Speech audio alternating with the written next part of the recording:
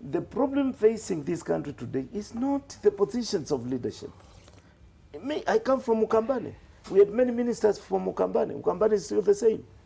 You go to Kiambu, where President Uhuru comes from, and we saw the other day a school, Yamatope, being shown on TV. That has been there in one of them, I understand, where his father went. But the school is looking the same. You go to Nyeri, where Kibaki comes from. Go to Baringo, where Moi comes from. We are not talking about that, and we are not saying that by being the president of this country, problem will be solved of your community or your people, even your own family. But what we need to deal with in this country is not the amendment of the Constitution. It's not in the Constitution. It is undisciplined leadership. Okay. That when it gets in, the business is not to steal. The business is not to enrich themselves. We don't elect you today and tomorrow you start building houses with the rivers inside your house and dams inside your house. You do fishing inside your house. We start seeing fleets of vehicles. I'm saying is this, and if that is what is being to be called to be, opposing the amendment, let it be. Okay. What I'm saying is this. We need to give the money that we are going to spend in the referendum to DPP Hatch. The young man has shown he can work. So it's obvious to be funded to do more than what it's doing today. We need to support DCI Kinoti. And the money we want to spend in the referendum, give it there. Directed some. Okay. Stop okay. corruption, because that is our biggest problem. Okay. And the Kenyans, they have no other problem. Apart from corruption. Okay. Yes. The BBI is a consequence of a long journey, not just after 2017.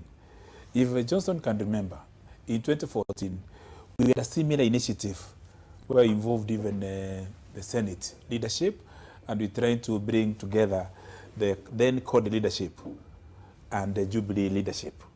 And met the leadership and talked to the president and the deputy president, and we tried that.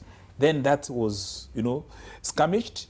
2 years later, in February 2016, you remember the big breaking news by the nation, and you covered live at a hotel here near University of Nairobi when we launched the bipartisan parliamentary caucus on electoral reforms.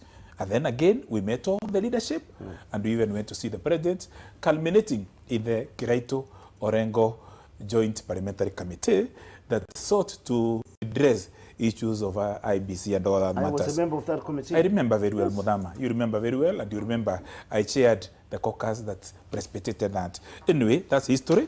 Now, Ken, the BBI is not just about the Constitution. The report we are expecting should capture the 9 areas of the handshake, should capture the issues of national values, and he's speaking very well on that.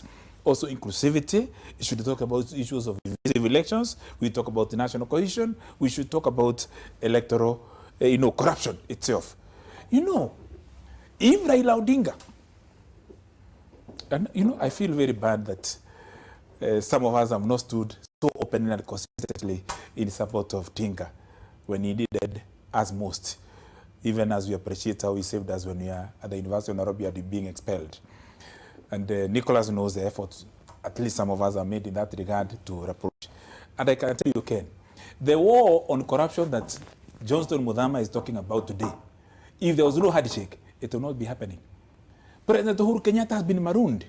Even currently, he has a lot of problems, even with members of parliament from his backyard and from Jubilee Party.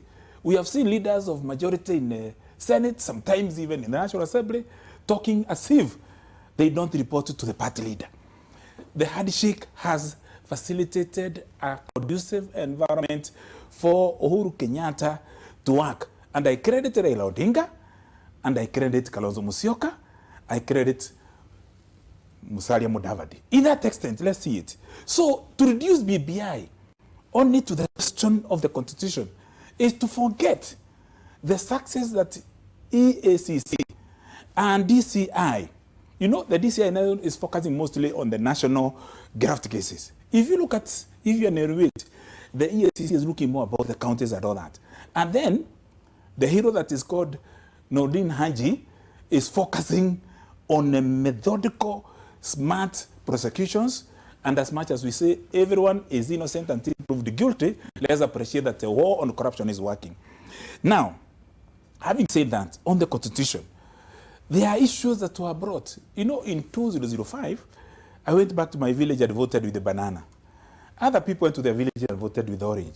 But looking back, we all know that there are very important issues that we picked from Boma's draft of 2004-05, which were rejected, which did not succeed because there was a cliff draft that went to mutilate that.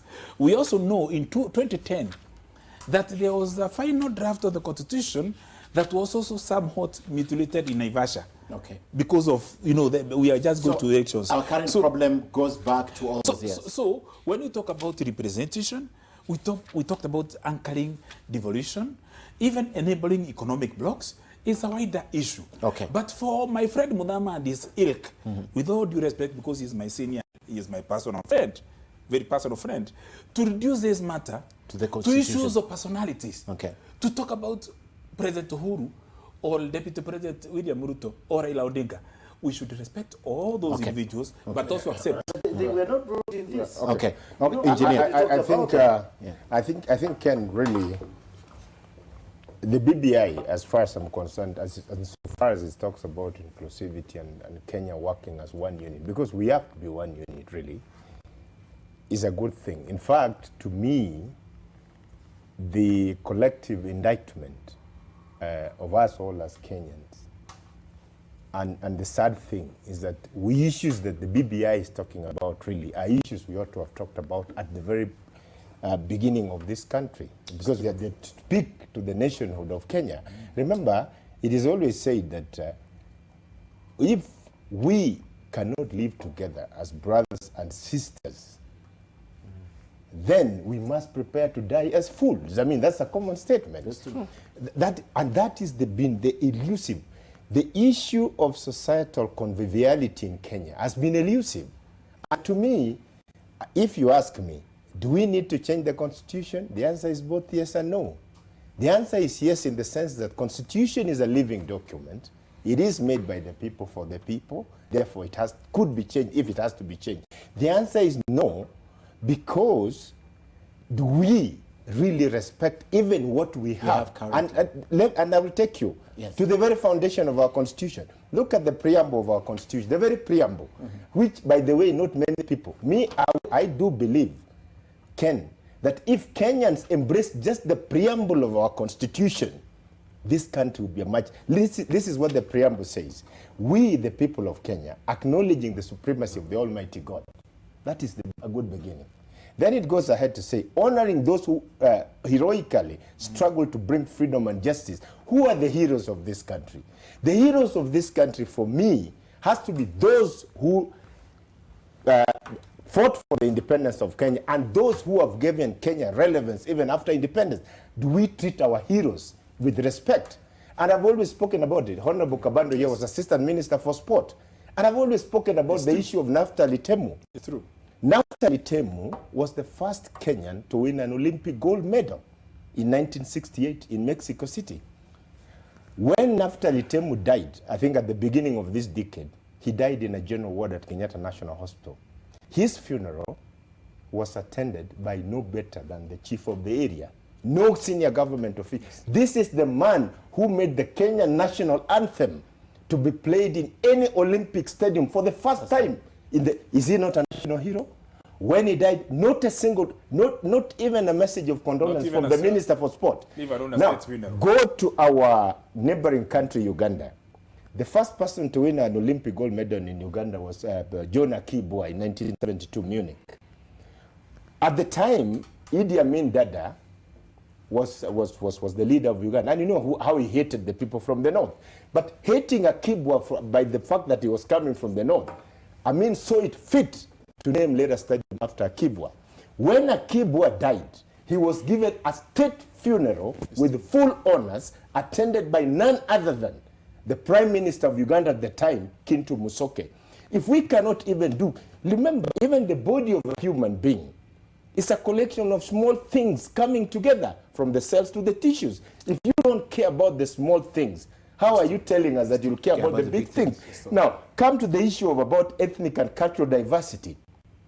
You know very well that ethnicity, ethnic profiling, communal profiling, even has become a way of life in this, and nepotism has become a way of life in this country. These are issues that are talked about in the preamble to the Constitution. Then you talk about being respectful of the environment.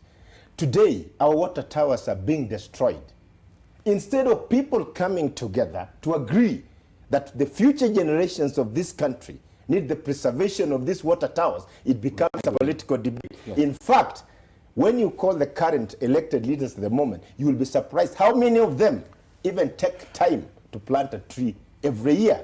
These are the fundamental issues. If we cannot worry about the small building blocks that give us the nationhood, honestly, why are we rushing? Honestly, I do believe just by embracing the provisions of the preamble of this constitution, Kenya will be sorted. Kenya will be sorted out. I mean, why would I, for example, think that as Gumbo, I have more right to exist in this country than Kabando or Kabando or Senator Johnson Muthama? Exactly. I didn't choose to be born in Kenya. Kabando didn't choose to be born in Kenya. Muthama didn't choose to be born in Kenya. Is it so difficult for us to accept? We find ourselves in this place called Kenya. We have to find a way to look for societal conviviality so that we can live together. Our problems are communal. When we get solutions as a country. This has been a problem. And the other issue, and I think this is, and Kabando, I thought Kabando would talk about it. Every time we attempt to change the constitution, we tend to look at individuals. It's true. We have the individuals in mind when we're doing individuals in mind. And it is stated, it is a principle of governance that good leadership worries about the next generation. Bad leadership worries about the next election. We tend to worry more about the next elections as opposed to the next generation. In 2010, when the constitution was being done, we ended up with a presidential system because we in ODM and Raila Odinga had tended towards a parliamentary system of government. So those who were pushing the presidential system were seeing it as a way of checkmating Raila Odinga. This idea of being obsessed with individuals is the biggest bane of our country. And if we are going to change the constitution based looking at individuals and looking to accommodate individuals, it's a wrong premise, and we'll be changing the constitution every other election time. You know, Ken, what we are doing here, and those who are watching us there, if I was one of them, I would send a messenger and ask, Kabando, Ngumbo and Muthama, when he was in parliament, why did you not do all these things? Because it's supposed to be done by leaders. We tried. Now, you know, Honorable Muthama, we even pointed out that the constitution has spelling mistakes. We sponsored bills. Yes. We sponsored bills. Yes, but nothing changed. But we went when Parliament was, when the country was the same, in the same situation. And you left it. We left it. Exactly. No. We left it in the same situation. The issue today here is not a collection of all those many things. What we want to look at here is what will bring to Kenyans through these amendments. Is that the point? Am I wrong or am I right? The referendum, what it will bring to Kenyans. We don't know. When you look at the Punguza Mzigo thing now, for example, it has been taken to the counties. Yes. But what is Ekuro is proposing? Ekuro is proposing you merge the counties and you make them 17 in the whole country. You reduce the parliamentary seats now, constituencies, to 100, and it is not a problem. 165. I was with you in parliament. Yes. I was with you. You. Yes. You fought for your area to be subdivided. Why? Because we found it was very big. I sat in Kanguno and Matungulu, which are two constituencies today. Now look at this. We spent money today to increase the constituencies. After 5 years, we are back on it again, spending money to reduce them. You know, no, wait. We come up with 47 counties. After 5 years, we are back again trying to make it 17. The other year, after 5 years, we'll be back on it now to make it again 40-something. 40-something. Muthama is getting it wrong. Let him finish please. Wrong premise. Yeah. Please. I'm talking about what has been proposed by one Ekuru Aukot.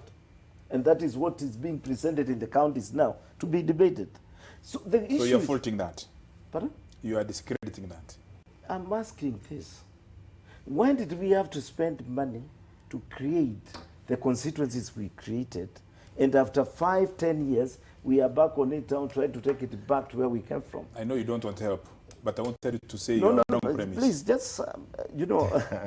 Can I I say don't the wrong know premise? what is sitting The here. wrong premise. No, no, just hold on. You'll Okay. have your time. Okay. So what I'm saying here is we should not be doing that. Okay. What we should be doing now Lack of visionary is leadership. to deal No, no, no. with the problems that are facing this country. And the problem is corruption, stealing of public funds. And the leaders, you know, being themselves and themselves and nothing else. That is the amendment we need to make. And this is the amendment we need to reduce the salaries of members of parliament, not to make that house to be a place for people to go and enrich themselves, but to go there and serve people. And when we sit in a sitting like this, you know, let us not make too many circles of trying to build issues. In leadership, Let's face it is them head on. only one point, Ken, and that is, what does my people want? What you need in this country is leaders who understand their people, not leaders who understand and who knows only how to make money. You know,